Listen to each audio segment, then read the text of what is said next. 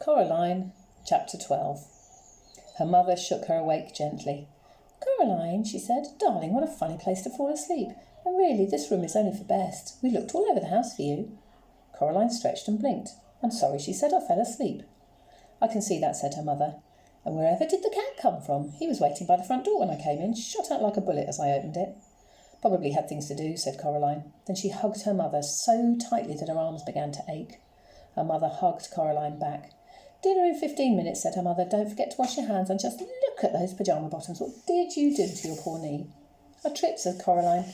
She went into the bathroom and she washed her hands and cleaned her bloody knee. She put ointment on her cuts and scrapes. She went into her bedroom, her real bedroom, her true bedroom. She pushed her hands into the pockets of her dressing gown and she pulled out 3 marbles, a stone with a hole in it, the black key and an empty snow globe. She shook the snow globe and watched the glittery snow swirl through the water to fill the empty world. She put it down and watched the snow fall, covering the place where the little couple had once stood. Coraline took a piece of string from her toy box and she strung the black key onto it. Then she knotted the string and hung it around her neck. "There," she said. She put on some clothes and hid the key under her T-shirt. It was cold against her skin. The stone went into her pocket. Coraline walked down the hallway to her father's study. He had his back to her, but she knew just on seeing him that his eyes, when he turned around, would be her father's kind grey eyes, and she crept over and kissed him on the back of his balding head. "Hello, Coraline," he said. Then he looked round and smiled at her. "What was that for?" "Nothing," said Coraline. "I just miss you sometimes, that's all." "Oh, good," he said. He put the computer to sleep, stood up, and then for no reason at all he picked Coraline up, which he hadn't done for such a long time, not since he had started pointing out to her that she was much too old to be carried, and he carried her into the kitchen. Dinner that night was pizza, and even though it was homemade by her father, so the crust was alternately thick and doughy and raw, or too thin and burnt, and even though he had put slices of green pepper on it, along with little meatballs and, of all things, pineapple chunks, Coraline ate the entire slice she'd been given. Well, she ate everything except for the pineapple chunks. And soon enough it was bedtime. Coraline kept the key around her neck, but she put the grey marbles beneath her pillow, and in bed that night Coraline dreamed a dream. She was at a picnic under an old oak tree in a green meadow. The sun was high in the sky, and while there were distant fluffy white clouds on the horizon, the sky above her head was a deep untroubled blue. There was a white linen cloth laid on the grass, with bowls piled high with food. She could see salads and sandwiches, nuts and fruit, jugs of lemonade and water and thick milk chocolate. Coraline sat on one side of the tablecloth, while 3 other children took a side each. They were dressed in the oddest clothes. The smallest of them, sitting on Coraline's left, was a boy with red velvet knee breeches and a frilly white shirt. His face was dirty, and he was piling his plate high with boiled new potatoes, and with what looked like cold, whole-cooked trout. "This is the finest of picnics, lady," he said to her.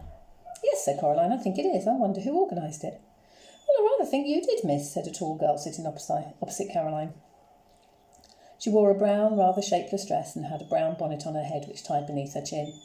"And we are more grateful for it than for all than ever words can say."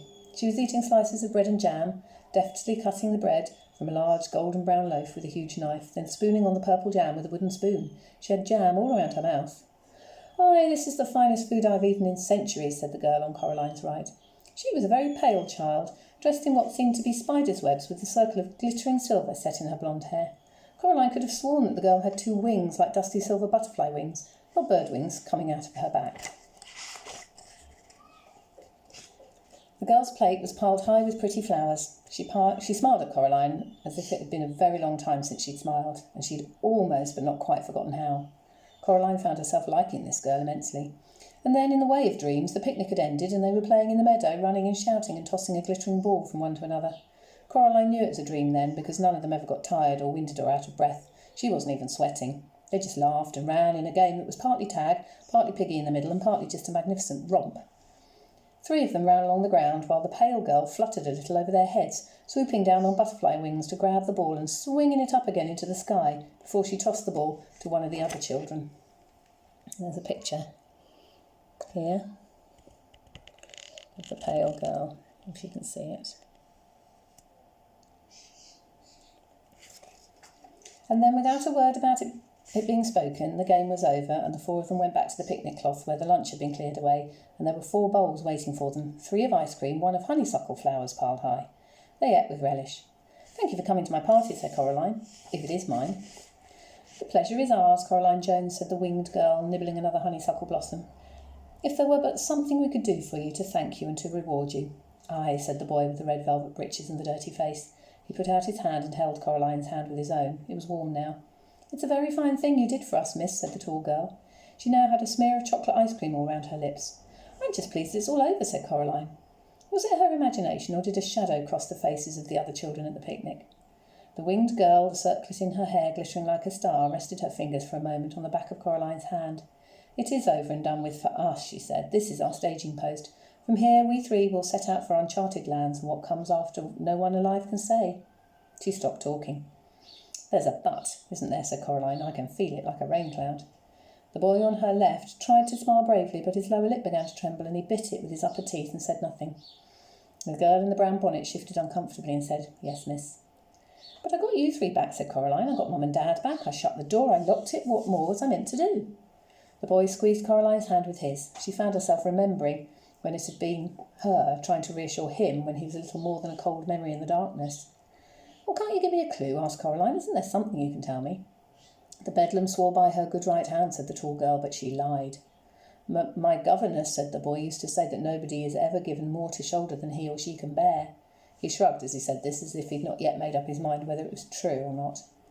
"We wish you luck," said the winged girl. "Good fortune and wisdom and courage, although you've already shown that you have all three of these blessings, and in abundance." "She hates you," blurted out the boy. "She hasn't lost anything for so long. Be wise, be brave, be tricky." "But it's not fair," said Coraline in her dream angrily. "It's just not fair. It should be over." The boy with the dirty face stood up and hugged Coraline tightly. "Take comfort in this," he whispered. "Thou art alive, thou livest." And in her dream Coraline saw that the sun had set and the stars were twinkling in the darkening sky. Coraline stood in the meadow and she watched as the three children, two of them walking, one flying, went away from her across the grass, silver in the light of the huge moon. The three of them came to a small wooden bridge over a stream. They stopped there and turned and waved, and Coraline waved back. And what came after was darkness. Coraline woke in the early hours of the morning, convinced she'd heard something moving, but unsure what it was. She waited. Something made a rustling noise outside her bedroom door. She wondered if it was a rat.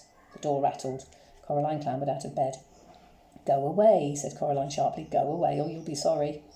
There was a pause, then the whatever it was scuttled away down the hall. There was something odd and irregular about its footsteps, as if they were footsteps. Coraline found herself wondering if it was perhaps a rat with an extra leg. "It isn't over, is it?" she said to herself. Then she opened the bedroom door. The grey pre-dawn light showed her the whole of the corridor completely deserted. She went towards the front door, sparing a hasty glance back at the wardrobe door mirror hanging on the wall at the other end of the hallway, seeing nothing but her own pale face staring back at her, looking sleepy and serious. Gentle, reassuring snores came from her parents' room, but the door was closed. All the doors off the corridor were closed. Whatever the scuttling thing was, it had to be here somewhere. Coraline opened the front door and looked at the grey sky. She wondered how long it would be until the sun came up, wondered whether her dream had been a true thing, while knowing in her heart that it had been. Something she'd taken to be part of the shadows under the hall couch detached itself from beneath the couch and made a mad scrabbling rush on its long white legs, heading for the front door.